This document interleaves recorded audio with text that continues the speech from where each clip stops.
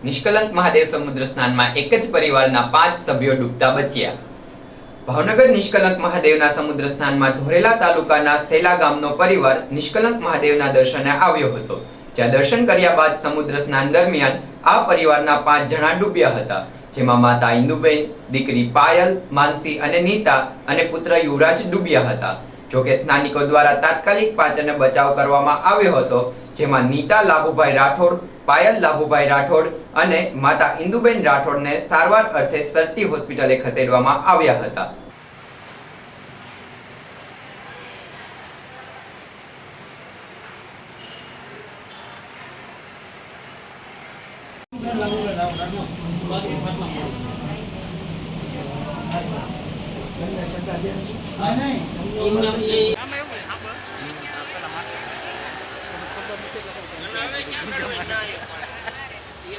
ઘડીક ના પાડે।